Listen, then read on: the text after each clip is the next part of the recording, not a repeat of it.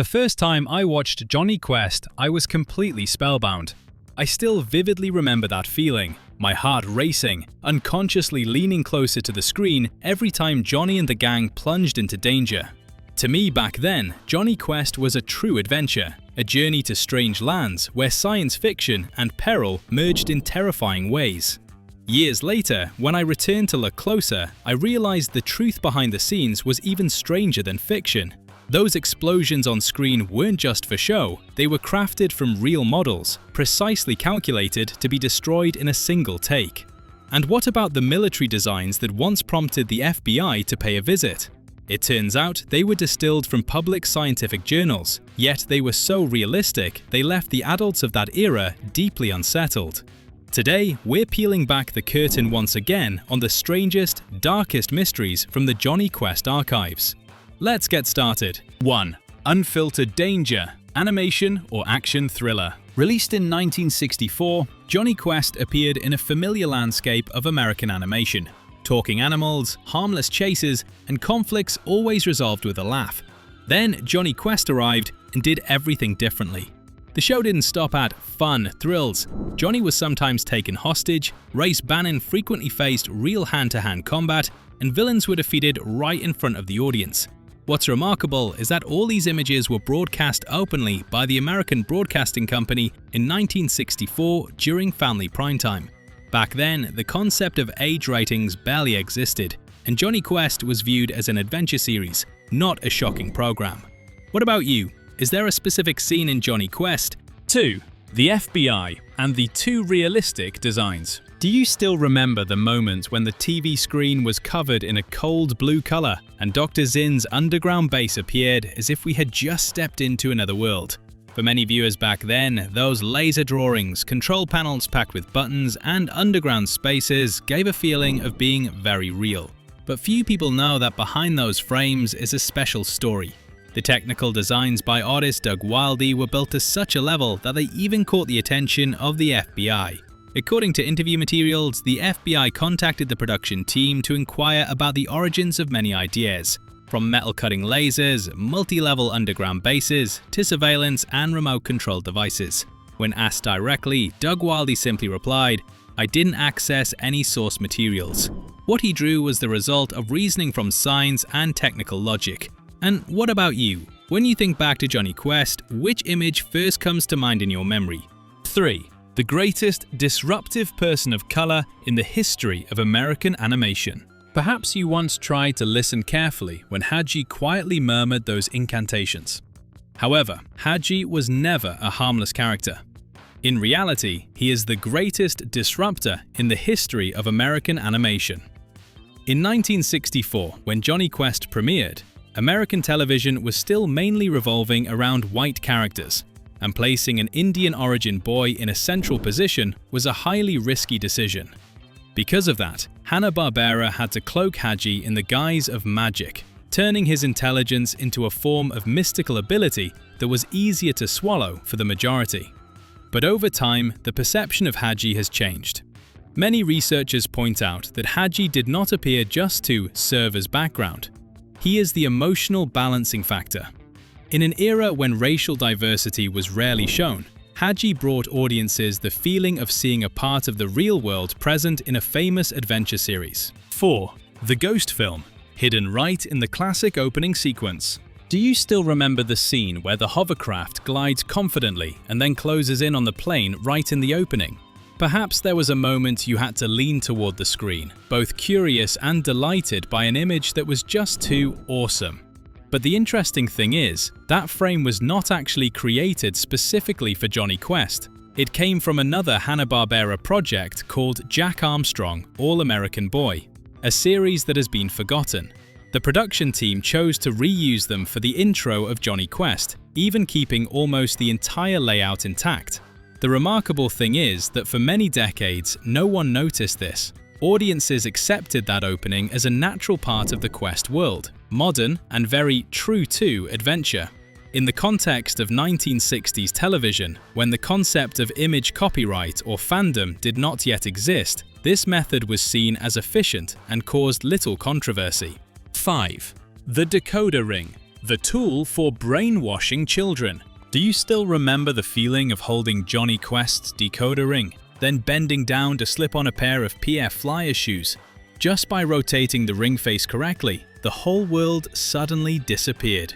Before our eyes was the secret base, the place where humanity's fate was waiting to be saved. Back then, we believed absolutely. Believed that Jonny Quest was living in those feet. But when we grew up, we realized there was no secret code waiting at all. After all those ring rotations, the final message only showed up briefly: wear PFs. If we just call that advertising, it might be too simplistic. 1960s television borrowed children's absolute belief in Jonny Quest to make them want to own those shoes.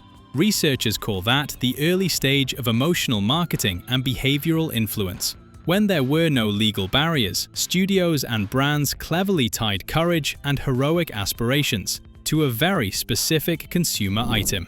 There's a quote from someone in the industry back then that I always remember. He said, "We're not selling shoes, we're selling the feeling of being Jonny Quest." 6. The Jonny Quest card game that disappeared as if it never existed. I once thought Jonny Quest only existed on Friday nights in front of the TV screen, where every adventure began when the theme music played. Until one day, I discovered that in 1965, Milton Bradley released a Jonny Quest card set with 42 cards along with simple rules. But do you remember it? Almost no one does. In fact, that game was never reprinted, and then it vanished. This card set was Hanna-Barbera's ambition when they wanted this brand to step out into real life and become a multi-platform brand. It's just a pity that, at that time, the market and audience were not yet ready, and so the card set failed. But today, that very failure makes it special. Owning a Jonny Quest card set now feels like holding a piece of television relic in your hand. And what about you? Have you ever heard of this Jonny Quest card set? Or is this the first time you've learned of its existence? 7. Around the world in 26 episodes. Try to forget Scooby-Doo for a moment, because Jonny Quest is completely different. Each episode is like a brand new journey, from Egypt, India, Nepal, then to the North Pole or the Andes. Almost no reusing of settings. The magical thing is, Jonny Quest brought a global vision at a time when most children's programs were still stuck in suburban spaces. When watching the show, you were truly experiencing a journey around the world. You traveled with Jonny and Haji to distant lands that most young viewers back then had never seen or even heard of. With just 26 episodes, the Quest family created a world far larger and more majestic than what many other series achieved in hundreds of episodes. 8. Voice actors haunted by death. Do you still remember those gasping breaths or the voice-cracking screams in the dark tomb? That chilling realism made us kids back then feel the heat of danger right in front of the TV screen. The truth behind those frames was a heavy atmosphere, where voice actors like Vic Perrin or Don Messick had to gamble with their personal emotions. To meet the strict demands for realism, they were forced to simulate suffocation to the most authentic level. There were recording sessions where, when the signal light went off, the actors were left trapped in extreme psychological tension. They screamed as if standing in the middle of a real disaster, where death could strike at any moment. One technician still hasn't forgotten the moment Don Messick had to stop, with a stunned look in his eyes. He bitterly exclaimed, "What the hell are we doing here? I feel like I just took one step into the other world." That haunting sacrifice created a different emotional layer for Jonny Quest, a harsh threshold that no other contemporary animated series dared to touch. 9. The Lizard Man Incident. Fear of mutated creatures. Surely you still remember the moment the water surface rippled. Then, half-human, half-lizard figures slowly rose from the darkness. For kids in the 60s, those images haunted in a way that's hard to name, but the story behind it makes us pause even longer. During testing and scene building for Jonny Quest, the team once designed the creature using thick materials, to create the feeling that this creature really existed in real life. Those experiments, according to people in the crew who later recounted, went beyond what was suitable for broadcast, forcing the producers to cut and soften the images before airing on TV. The audience's reaction also says a lot. Letters of feedback and complaints from parents surged, and so a boundary was set. The most haunting segments never appeared in the official broadcast version. 10. The truth about Race Bannon. Every time Race Bannon stepped into the frame, the atmosphere seemed to drop. I remember that feeling very clearly. Race appeared, and we knew things were no longer simple. And if you pay close attention, you'll notice Race almost never drew his gun to intimidate. When he acted, he observed, chose his position, and struck immediately. Race behaved like a professional agent and still accepted it to protect those behind him. That presence made Jonny Quest different. Here, the hero didn't stand in front of the camera to talk about tolerance. Instead, the film quietly showed a harsher world, where sometimes adults had to do things they weren't proud of. Perhaps as kids, we just saw Race as cool, but he wasn't a perfect model. He was written to reflect an unspoken truth, that responsibility sometimes comes with choices, and not every time is there a way that's right for everyone. And what about you? When you think of Race Bannon, do you remember an action hero? Or a quiet adult carrying the dark side of the world so the kids could be safe? 11. Dr. Zinn, the villain who hijacked the airwaves and the ghost of two voices. Surely you still remember the chilling sensation running down your spine every time Dr. Zinn appeared, making you just want to turn off the TV immediately. However, that fear was no accident, but a deliberate arrangement by the producers.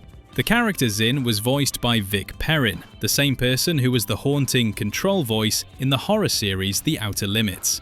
Imagine this: the night before you heard that voice warning about alien invasion, the next night the exact same tone was plotting to conquer the world.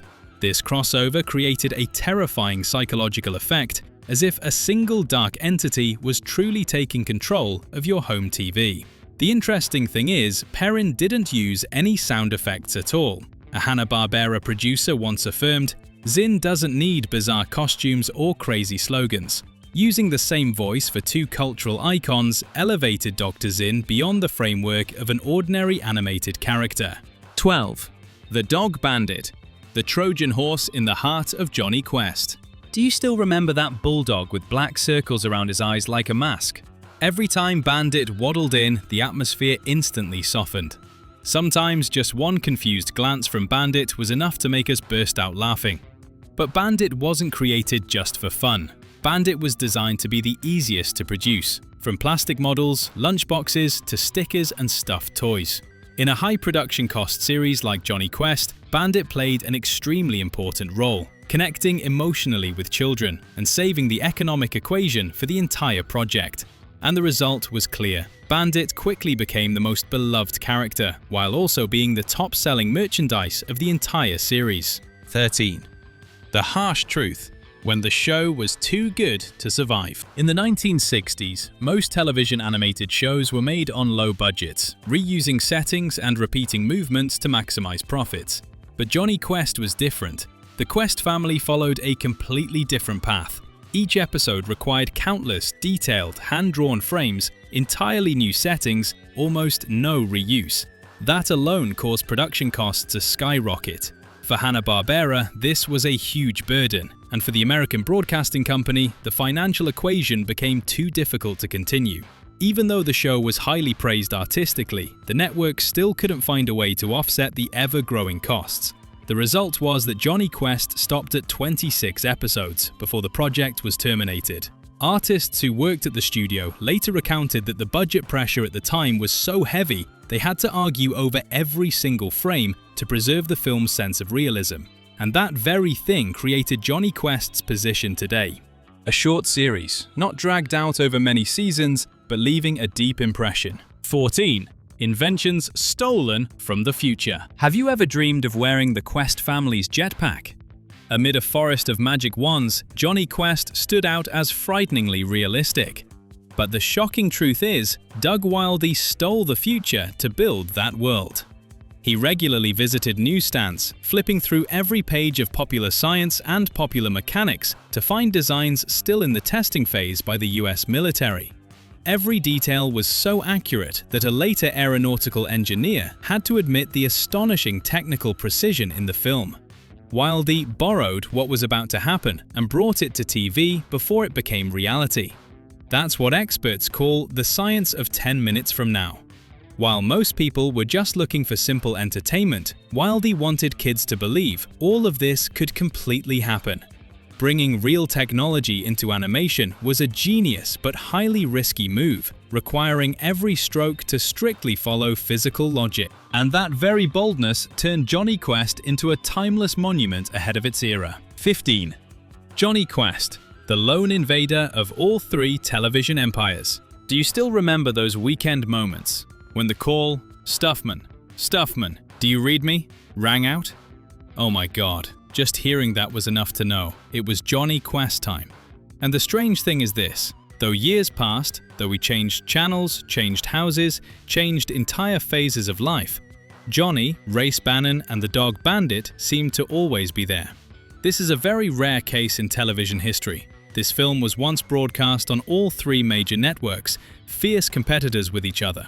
It started with the American Broadcasting Company in 1964, then moved to CBS, 1967 to 1970, and then appeared again on NBC in the early 70s. Just hearing it sounds absurd, right? In an industry tightly bound by copyright, that was almost unimaginable.